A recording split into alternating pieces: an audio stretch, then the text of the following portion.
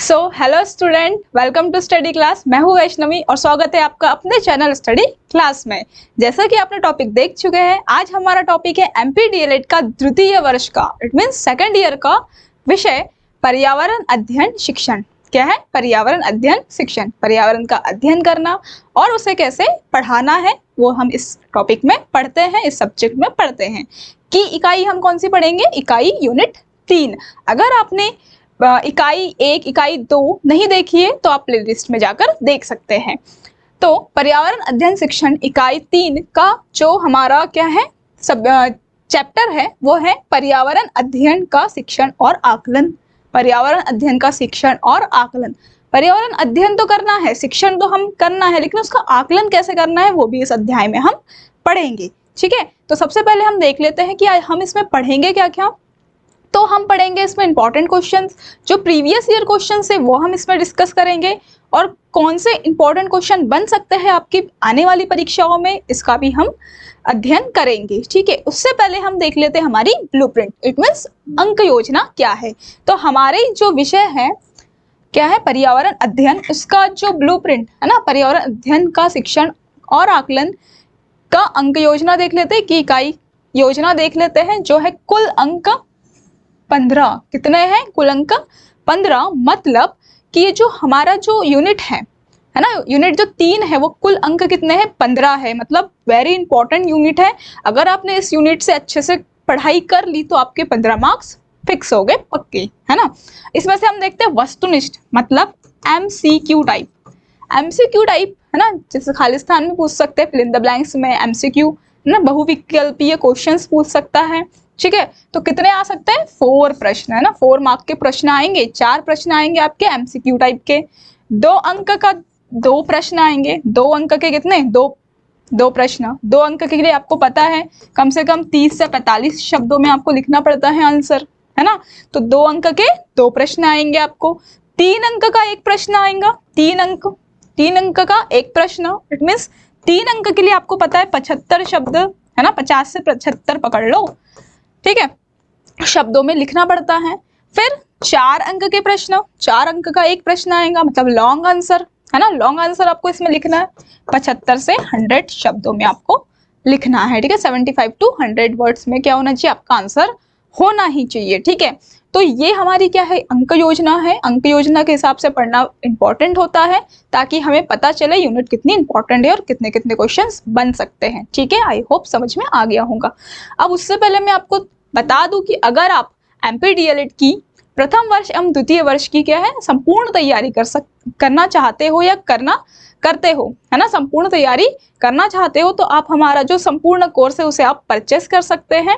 इस कोर्स में आपको नोट्स, पीवाईक्यूज, है ना, question answers, handwritten notes मिलते हैं। ठीक है, और साथ ही साथ वीडियो लेक्चर भी आपको प्रोवाइड किए जाएंगे। ठीक है, और संपूर्ण कोर्स की जो वैलिडिटी रहेंगी वो क्या रहेंगी? 1 ईयर की रहेंगी। जी हाँ, आप 1 साल तक ये कोर्स क्या कर सकते हैं? परचेस कर सकते हो और पढ़ाई कर सकते हो इससे। ठीक है, अगर आप अभी कोर्स को क्या करते हो? परचेस करते हो, तो आपको कितना 33% का क्या मिलता है? आपको छूट मिलती है। 33% का भी ऑफ चल रहा है ना। और अगर आप अभी करोगे तो आपके पास क्या है? समय रहेगा पढ़ने के लिए। अगर आप परीक्षाओं की बीच में करते हो तो कम आपके पास क्या रहेगा? टाइम रह सकता है। ठीक है, तो 100% तैयारी करनी है, अच्छा 90+ स्कोर करना है, तो आप क्या कर सकते हैं? हमारा कोर्स परचेस कर सकते हैं। ठीक है, तो बात करते हैं हमारे इंपॉर्टेंट क्वेश्चंस की। ठीक है, फर्स्ट क्वेश्चन है, जैसा कि आपको पता है हमारा चैप्टर का नाम ही है पर्यावरण अध्ययन का शिक्षण और आकलन, है ना। तो आप सबसे पहले समझिए आकलन क्या होता है ना। फर्स्ट क्वेश्चन ही हमारा क्या है? आकलन। चैप्टर का नाम है तो क्वेश्चन तो बनेगा ही, है ना। आकलन को इंग्लिश में क्या कहते हैं? असेसमेंट। क्या कहते हैं? असेसमेंट। ठीक है, तो आकलन क्या है भाई? आकलन का अर्थ क्या है? तो आकलन सिंपल सी लैंग्वेज में अगर हम इसके पर्यायवाची शब्द देखें तो जांचना, मूल्यांकन, है ना। किसी भी चीज को क्या करना? ऑब्जर्वेशन करना ना, ऑब्जर्व करना। ठीक है, तो उसको क्या कहेंगे हम? आकलन। ठीक, तो हम थोड़ा सा थ्योरी देख लेते हैं। आकलन मुख्य रूप से सीखने की प्रक्रिया है। सीखने की प्रक्रिया को क्या करना है? सुधारने और जांचने के लिए किया जाता है। आकलन क्यों किया जाता है भाई? अगर आप कोई चीज सीख रहे हो, है ना, अब आप जैसे फॉर द एग्जाम्पल आप किसी क्लास में, कक्षा में हो और आप पूरा पाठ्यक्रम करिकुलम सीख रहे हो, ठीक है। तो अब उसका क्या होगा भाई, आकलन भी होगा, मतलब उसका मूल्यांकन भी होगा, है ना। और मूल्यांकन क्यों किया जाता है, ताकि आप जो सीख रहे हो उसको सुधारने के लिए, उसको क्या करने के लिए, सुधारने के लिए, और जांचने के लिए, है ना, कि आप सही ढंग से पढ़ रहे हो या नहीं पढ़ रहे हो। अगर आकलन नहीं होगा तो हमें पता ही नहीं चलेगा कि हम क्या सीख रहे हैं और क्या समझ रहे हैं, ठीक है। अब आकलन करने के कुछ मुख्य प्रकार भी होते हैं कि आकलन आपका किस किस बेस पे किया जा सकता है, ठीक है। तो ये कुछ मुख्य प्रकार है, मुख्य 4 प्रकार से क्या होता है आपका आकलन होता है या आप आकलन कर सकते हो। सबसे पहला है रचनात्मक आकलन। क्या है भाई, रचनात्मक आकलन, इसको कहते हैं फॉर्मेटिव, है ना, फॉर्मेटिव असेसमेंट, ठीक है, आकलन। अब सुधार करने के लिए, मतलब जो रचनात्मक आकलन है वो क्यों कैसे होगा आपका, क्यों होगा, सुधार के लिए। कि वही मैंने आपको बताया कि भैया आप किसी क्लास में पढ़ रहे हो और आपको क्या है, आप पढ़ लिया लेकिन उसका आकलन होता है, क्यों, सुधार के लिए, कि आप उसको क्या करो, बेस्ट तरीके से और अच्छे से क्या करो, इम्प्रूव कर सको, ठीक है। नेक्स्ट होता है योग्यात्मक आकलन, है ना, मतलब आपकी योग्यता के आधार पर किया गया आकलन, ठीक है। इसमें आपको क्या मिलता है, इसमें आपको ग्रेडिंग मिलती है, A+, A, B, है ना, इसमें ग्रेडिंग मिलती है। जैसे आपने कोई ड्राइंग बनाई तो आपको क्या मिलेगा, उसमें ग्रेड मिलेगा, है ना, A, B, C, A+ भी मिल सकता है, ठीक है। और इसमें क्या मिलेंगे, प्रमाण, प्रमाण मतलब प्रमाण पत्र के फॉर्म में जो मिलता है, ठीक है। फिर आता है निदात्मक आकलन, है ना, निदात्मक आकलन, इट मीन्स मतलब क्या होता है, ऐसा आकलन जो आपकी कठिनाइयों को खोजने के लिए किया जाता है, ठीक है। जैसे कि अगर आप सपोज एग्जांपल के थ्रू समझते हैं, अगर आप कोई क्वेश्चन सॉल्व कर रहे हो, मैथ्स का क्वेश्चन है, तो मैथ्स के लिए आपको पता है बहुत सारे फॉर्मूलेस लगते हैं, है ना, मेथड यूज होती है, तो अब उसमें कठिनाइयां होती है हमको, ठीक है। तो अगर आप कर रहे हो, मैथ्स को सॉल्व कर रहे हो, फिर उसमें कौन सी कठिनाइयां आती है, कौन से फ्रेजेस आते हैं, कि किस बेस पे आप उसको सॉल्व करते हो, ठीक है। तो कठिनाइयां खोजने के लिए भी क्या होता है, आकलन किया जाता है। फिर आता है स्थानांतरण आकलन, है ना, प्लेसमेंट के लिए, पूर्व ज्ञान के लिए, अगर आपको प्लेसमेंट चाहिए तो उसके लिए भी क्या किया जाता है, आकलन किया जाता है, ठीक है। तो आई होप आपको ये 4 पॉइंट्स क्लियर हो गए होंगे, आकलन किस किस बेस पे किया जाता है या किस लिए किया जाता है, सुधार के लिए, ग्रेडिंग आपको देने के लिए, कठिनाइयां खोजने के लिए और पूर्व ज्ञान के लिए। यह शिक्षण अधिगम में सुधार के लिए अत्यंत आवश्यक है ना, मतलब शिक्षण अधिगम जो हमारी सीखने की जो प्रवृत्ति है ना, हम जो ग्रहण कर रहे हैं, सीख रहे हैं, उसमें सुधार के लिए ये क्या है, इंपॉर्टेंट है कि हमारा क्या होना चाहिए, आकलन होना चाहिए, ठीक है, या विद्यार्थियों का क्या होना चाहिए, आकलन होना चाहिए। आई होप आपको क्वेश्चन क्लियर है, ठीक है। मूव करते हैं नेक्स्ट क्वेश्चन पे। सो हमारा नेक्स्ट क्वेश्चन है सतत एवं व्यापक मूल्यांकन, इट मीन्स CCE, है ना। नेक्स्ट क्वेश्चन इंपॉर्टेंट क्वेश्चन है, प्रीवियस ईयर क्वेश्चन है ना, पूछा जाता है कि सतत एवं व्यापक मूल्यांकन क्या होता है। CCE का फुल फॉर्म आपको पूछ सकता है, जैसा कि हमने पहले देख चुके हैं, हमारे 4 मार्क्स के आने वाले, इसमें से MCQ आने वाले हैं, तो पूछ सकता है CCE का फुल फॉर्म क्या है ना। हिंदी में क्या है भाई, सतत एवं व्यापक मूल्यांकन। इंग्लिश में क्या है, कंटिन्यूअस एंड कंप्रेहेंसिव इवैल्यूएशन, है ना, तो ये पूछ सकता है, ठीक। तो अब थोड़ा सा देख लेते हैं कि जो CCE है, CCE की शुरुआत किसने की थी, CBSE बोर्ड ने, है ना, सेंट्रल बोर्ड ऑफ एजुकेशन ने शुरुआत की थी। क्यों की थी भाई, क्यों, क्योंकि जैसा होता है ना कि बच्चे अगर अगर एकदम से सब चीजें पढ़ेंगे, सिलेबस बहुत होता है, बहुत विस्तार पूर्वक होता है, विस्तृत होता है, तो अगर उसको क्या करें, एकदम से पढ़ ले, तो उसमें क्या होगा, हम थोड़ा घबराएंगे कि भाई एकदम से कैसे पढ़, और पढ़ना भी नहीं होता है ना। तो CBSE ने क्या किया है, बच्चों को, है ना, बच्चों के मतलब बच्चों को ध्यान में रखते हुए क्या किया है कि ये जो सतत व्यापक मूल्यांकन है, इसकी शुरुआत की है। इसमें क्या होता है, मंथली, आपको पता होगा, मंथली टेस्ट, है ना, टेस्ट के माध्यम से या ऐसी कोई गतिविधियां होती है जिससे क्या हो, बच्चों का क्या हो, मनोबल बढ़ा रहे, है ना, बढ़ते रहे, उनका कॉन्फिडेंस लेवल क्या हो, बढ़ते रहे, और धीरे धीरे जो पाठ्यक्रम है उसको धीरे धीरे डिवाइड करे, है ना, जो विस्तृत है उसको अन्य छोटे छोटे भागों में क्या करे, विभाजित करे, ठीक है। तो हम थोड़ी थ्योरी देख लेते हैं कि CCE का full form continuous and comprehensive evaluation, है ना, का अर्थ है हिंदी में सतत एवं व्यापक मूल्यांकन। मूल्यांकन इट मीन्स मापना, है ना, मेजर करना या फिर आकलन करना। आकलन हमने लास्ट क्वेश्चन में देख चुके हैं। यह सीबीएसई, सेम अभी बताया मैंने, सीबीएसई बोर्ड द्वारा क्या की गई, इसकी शुरुआत की गई है। क्यों?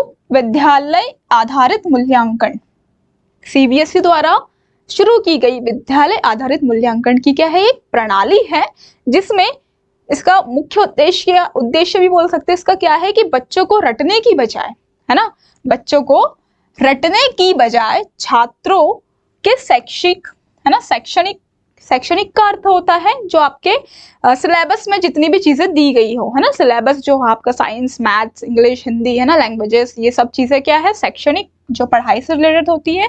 और सह शैक्षणिक इट मीन्स करिकुलम का पार्ट, है ना, पाठ्यक्रम तो है, मतलब जो हमारे सिलेबस तो है, लेकिन जो पाठ्यक्रम है हमारा, करिकुलम है, मतलब जिसमें क्या आ जाता है, सांस्कृतिक, है ना, सामाजिक, खेल कूद, है ना, व्यवहार, कला, है ना, जो भी विद्यालय में रहकर बच्चा सीखता है। तो ये सब जो दोनों पहलू जो है ना, शिक्षा, विद्यार्थी को शिक्षा ग्रहण करने के जो दोनों पहलू है का पूरे वर्ष में लगातार मूल्यांकन करना, है ना। तो इसका मुख्य उद्देश्य क्या है कि बच्चों को रटाना नहीं है हमको, है ना, रटना नहीं है बच्चों को, इनको क्या करना है, समझना है, शैक्षणिक हो या सह शैक्षणिक क्रियाकलाप हो, ठीक है। इसका उद्देश्य परीक्षा का तनाव कम करना हो, है ना। अभी मैंने आपको बताया कि बच्चे क्या, अगर बहुत सारा करिकुलम देख लेंगे, पाठ्यक्रम देख लेंगे, तो बच्चों को क्या हो जाएगा, तनाव हो जाएगा, है ना।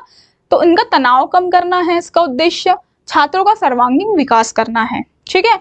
तो इसका मुख्य उद्देश्य क्या है, परीक्षा का तनाव कम कर छात्रों का सर्वांगीण विकास करना। अगर वही जैसे कि भाई 2-3 चैप्टर्स हो गए, है ना, बच्चों के 2-3 चैप्टर्स हो गए, तो वो क्या करेंगे कि पहले वो मंथली टेस्ट होते हैं ना, यूनिट टेस्ट जिसको हम कहते हैं, विद्यालयों में किया जाता है, सीसी किया जाता है कि ठीक है, 1 यूनिट हो गई तो 1 यूनिट की आप टेस्ट दे दो, सेकेंड यूनिट, ठीक है। तो ऐसा होता है, हाफ ईयरली, क्वार्टरली जो एग्जाम्स होती है, ये भी एक क्या है, इसी का एग्जाम्पल आप समझ सकते हैं, ठीक है। सीसीई छात्रों की सीखने की आवश्यकताओं, क्षमताओं का मूल्यांकन करता है। सीसीई क्या करते हैं भाई, सीखने की आवश्यकता, है ना, और क्षमताओं का, कि भैया बच्चा जो है वो कितना गेन कर पा रहा है। सीसीई की मदद से छात्र लगातार अपनी क्षमताओं को परीक्षण कर सकते हैं, वेरी इंपॉर्टेंट है ना। सीसीई जो है उसके अकॉर्डिंग क्या होता है, अब जैसे कि मंथली क्या होंगी, टेस्ट होंगी, तो इससे बच्चे पता चलेगा कि हाँ भाई मुझे कितने मार्क्स मिल रहे हैं, मुझे कितना इम्प्रूव करना है, ठीक है। तो ये सीसीई के माध्यम से हो जाएगा, है ना। और अपना सर्वश्रेष्ठ प्रदर्शन कर सकता है।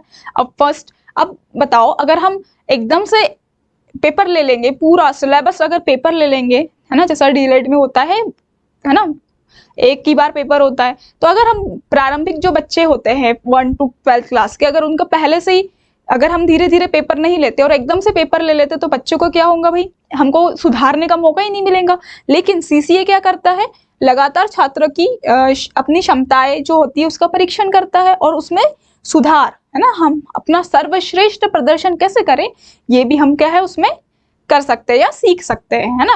पहले हमने थोड़ा कम प्रदर्शन किया, फिर उसके बलबूते पे हम क्या करेंगे, दूसरे टेस्ट में अच्छा प्रदर्शन करते हैं, ठीक है। आई होप आपको क्वेश्चन समझ में आ गया होगा। सीसीए क्या है, सतत एवं व्यापक मूल्यांकन, सतत जो निरंतर चलता है, पूरे वर्ष तक चलता है, हर माह चलता है, ठीक है। आई होप क्वेश्चन समझ में आ गया होगा। नेक्स्ट मूव करते हैं हमारे क्वेश्चन पे। हाँ, इंपॉर्टेंट क्वेश्चन है, अधिगम संसाधन के उद्देश्य, है ना। अधिगम संसाधन का अर्थ समझिए आप पहले कि अधिगम संसाधन क्या होता है। अधिगम संसाधन इट मीन्स लर्निंग रिसोर्सेज, है ना, ऐसे रिसोर्सेज जो आपको सीखने में क्या करते हैं, मदद करते हैं, ठीक है। तो अधिगम संसाधन क्या क्या हो सकते हैं भाई। अब फॉर द एग्जांपल आपके लिए क्या है, जो आपका मोबाइल है जिसमें आप क्या देख रहे हो, वीडियोस देख रहे हो, है ना, लैपटॉप मोबाइल में जैसे भी आप वीडियोस देख रहे हो, तो ये आपका क्या है, रिसोर्सेस है, लर्निंग रिसोर्सेस है ना। हम पढ़ा रहे हैं, है ना। और बच्चों के लिए क्या हो सकता है, पुस्तकें, है ना, बुक्स, वीडियोस, लेक्चर, जो भी है, जो टूल्स, है ना, इंटरनेट के थ्रू वो देखते हैं, तो वो सब क्या है, अधिगम संसाधन है, लर्निंग रिसोर्सेस है, ठीक है। जो ऐसे रिसोर्सेज जो बालकों को, है ना, विद्यार्थियों को ज्ञानार्जन में क्या होते हैं, सहायक होते हैं। ज्ञानार्जन मतलब ज्ञान अर्जित करने के लिए, ठीक है। तो हम इसके सबसे पहले उद्देश्य देखेंगे, है ना। हमारा क्वेश्चन क्या है, उद्देश्य। शिक्षण अधिगम संसाधन छात्र को प्रत्यक्ष अनुभव करवाता है, मतलब जो शिक्षण अधिगम संसाधन है ना, अधिगम संसाधन लर्निंग रिसोर्सेस, जो सिखाना है हमको छात्रों को प्रत्यक्ष अनुभव, मतलब डायरेक्ट क्या है, एक्सपीरियंस करवाता है, ठीक है, डायरेक्ट एक्सपीरियंस करवाता है या प्रदान करता है। नेक्स्ट क्वेश्चन है, रुचि प्रेरणा से संबंध स्थापित करती है। रुचि जिसमें आप इंटरेस्ट हो, है ना, आप मोबाइल के थ्रू पढ़ रहे हो, आपका मोबाइल के अगर हो सकता है आपको बुक्स रीडिंग करना पसंद हो, बुक्स के थ्रू आपको ज्ञान अर्जन करना अच्छा लगता हो तो आप बुक्स पढ़ोगे, आपको वीडियो के माध्यम से पढ़ना है तो आप वीडियो, मतलब आपके इंटरेस्ट के अकॉर्डिंग क्या करते हो, आप अधिगम करते हो, लर्निंग करते हो, ठीक है। तो प्रेरणा संबंध स्थापित करती है और प्रेरणा सीखने के लिए आवश्यक है। नेक्स्ट आता है, शिक्षण अधिगम संसाधन शिक्षार्थियों हेतु वातावरण को रुचिकर बनाता है। हमको ऐसे रिसोर्सेस लेना है जो हमारे वातावरण को, इन्वायरमेंटल जो चीजें होती है उसके अकॉर्डिंग ही हम क्या करते हैं, सीख पाते हैं अच्छी तरीके से, है ना। तो हमको ये ध्यान रखना है कि जो हमारे रिसोर्सेस है वो कैसे हो, वातावरण के अनुकूल हो और हमारे वातावरण को क्या बनाए, रुचिकर बनाए, है ना, हमारा इंटरेस्ट उसमें रहे। नेक्स्ट पॉइंट है, शिक्षण में उदाहरण सहित व्याख्या। हाँ, ये वेरी इंपॉर्टेंट है कि अगर आप जैसे आप टीचर और आपको बच्चों को पढ़ाना है तो सबसे पहले तो आप उदाहरण देकर समझाइए, है ना, क्योंकि हर बच्चा क्या होता है, उदाहरण से ही समझता है। तो जब भी आप अधिगम संसाधन का मतलब उद्देश्य ही क्या है कि आप बच्चों को क्या करो, उदाहरण देकर समझाओ, ठीक है। तो उदाहरण देकर सही जो व्याख्या करता है वो अधिगम को क्या बनाता है, बहुत सफल बनाता है, ठीक है। तो आई होप आपको ये समझ में आ गया होगा अधिगम संसाधन क्या है, ठीक है। मूव करते हैं हम नेक्स्ट क्वेश्चन पे। नेक्स्ट क्वेश्चन है हमारा, पर्यावरण अध्ययन के मूल्यांकन के उद्देश्य का विश्लेषण कीजिए। नेक्स्ट क्वेश्चन है हमारा, पर्यावरण अध्ययन के मूल्यांकन के उद्देश्य का विश्लेषण। पर्यावरण अध्ययन, है ना, पर्यावरण अध्ययन हमारे सब्जेक्ट का ही नाम है, ठीक है। तो जो हमारे आसपास की चीजें होती है जिसका हम अध्ययन करते हैं, एनवायरमेंटल जो भी एजुकेशन होता है, अध्ययन करते हैं, उसका मूल्यांकन किस प्रकार से किया जाता है ना, और मूल्यांकन करना क्यों जरूरी है भाई, ठीक है। तो उसके उद्देश्य हम पढ़ेंगे, उसका विश्लेषण कैसे करेंगे। तो क्वेश्चन आपको डायरेक्ट नहीं लिखना है, आपको लिखना है पहले कि पर्यावरण अध्ययन के मूल्यांकन के उद्देश्य, है ना, निम्नलिखित है। तो सबसे पहले क्या होगा, पर हमारे चीजें जैसे बच्चों को क्या होना चाहिए, सिर्फ इन्वायरमेंटल चीजों को क्या है, ज्ञान तो होना ही चाहिए, लेकिन साथ ही साथ उसमें क्या कौन सी चीजें मतलब कमी है ना, जैसे कि पेड़ लगाना चाहिए हमको हमारे प्रकृति में, है ना, मतलब अभाव क्या क्या है, हमें क्या सुधारना है, तो ये सब चीजें भी क्या होनी चाहिए, ये पता होनी चाहिए। तो इसका कैसे पता चलेगा, इसके मूल्यांकन से पता चलेगा, है ना। तो पर्यावरण अध्ययन का मूल्यांकन करना भी क्या है, जरूरी है, ठीक। तो उद्देश्य क्या है भाई, पर्यावरण के कार्य और कारण में संबंध स्थापित करना आवश्यक है ना। मतलब पर्यावरण के जो भी कार्य होते हैं, है ना, चीजें जैसे होता है बायोडाइवर्सिटी, है ना, जैव विविधता है, हमारे यहाँ पे पेड़ पौधे लगाए जाते हैं, और भी बहुत सारी चीजें है, प्रदूषण है, कैसे किस बेस पे होता है ना, उसका हमें रोकने के कौन कौन से उपाय करने चाहिए, तो ये सब चीजें हमें इसमें पता चलती है। तो पर्यावरण के जो कार्य और कारण है उसमें संबंध स्थापित करना क्या है, आवश्यक है या संबंध बताता है। नेक्स्ट है हमारा, सही तरीके से प्रायोगिक कार्य करने, सही तार्किक शक्ति का विकास करना, ये भी हमारा एक उद्देश्य है कि हमें क्या करना है, प्रायोगिक कार्य सही से करना है ना, तार्किक शक्तियां, ठीक है, लॉजिकल जो भी थिंकिंग होती है वो उसका विकास करना। नेक्स्ट है ज्ञान को स्थायी और व्यवहारिक करना, है ना। तो पर्यावरण अध्ययन हमें सिर्फ ये नहीं सिखाता है कि हाँ भाई ज्ञान अर्जन करना है, हमें व्यवहारिकता भी सिखाता है कि कैसे हमको क्या है, दूसरों के साथ व्यवहार करना चाहिए, है ना, ज्ञान को स्थायी बनाता है, ठीक है। फिर है रचनात्मक संशोधन करना। रचनात्मक मतलब जो क्रिएटिविटी है ना, क्रिएटिव जो चीजें होती है उनका संशोधन करना, नए नए क्या बोलते हैं, नए नए क्या करना है, हमको रिसर्च करना है पर्यावरण के लिए, हमारे एनवायरमेंटल के लिए। फिर एक करके सीखने की आदत का विकास करना, है ना, करके सीखना, जो भी चीजें, सब चीजें क्या है, प्रैक्टिकली आप करो और सीखो, ठीक है। तो ये चीजें होती है पर्यावरण अध्ययन के मूल्यांकन के उद्देश्य, ठीक है। आई होप क्वेश्चन समझ में आ गया होगा। नेक्स्ट मूव करते हैं हमारे क्वेश्चन पे। नेक्स्ट है हमारा, विभिन्न स्तरों पर पर्यावरण शिक्षा की शिक्षण विधियां। विभिन्न स्तरों पर इंपॉर्टेंट क्वेश्चन है, जैसे कि हमको पता है लॉन्ग आंसर में हमारा 4 मार्क का है, तो ये क्वेश्चन पूछा जा सकता है ना, 4 मार्क्स के लिए ये क्वेश्चन इंपॉर्टेंट है। तो विभिन्न विधियां हमको बतानी है, कौन सी, विभिन्न स्तरों पर पर्यावरण शिक्षण की विधियां, ठीक।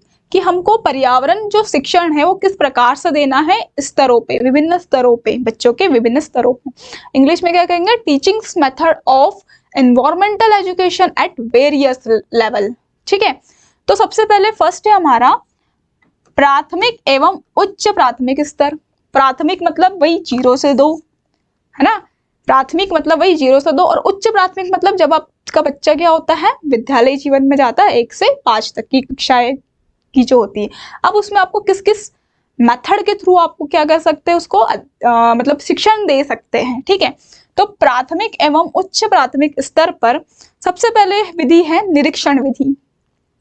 मेन मतलब बच्चा जो होता है जन्म से लेकर जो भी 2 वर्ष है ना, 3 वर्ष या 5 वर्ष तक जो भी सीखता है वो निरीक्षण द्वारा ही सीखता है, पता है आपको। मतलब निरीक्षण मतलब देखना, है ना, निरीक्षण करना, सब चीजें हमारे आसपास की चीजें, भाई ये पेड़ है, ये पौधा है, बर्ड्स है ना, ये सब चीजें सीखता है निरीक्षण द्वारा।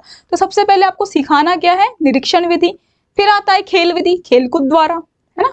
बच्चा आपको पता है जो स्कूली जीवन में जाता है प्राथमिक लेवल, प्राइमरी लेवल पे, तो बच्चों को वही निरीक्षण, खेल, शैक्षणिक पर्यटन विधि। शैक्षणिक पर्यटन विधि मतलब आप उसको ऐसे जगह पर घुमाने लेके जाओ, पर्यटन स्थल पे, है ना, जिसमें वो देख के सीख सके। ठीक है, फिर है नाटकीय विधि।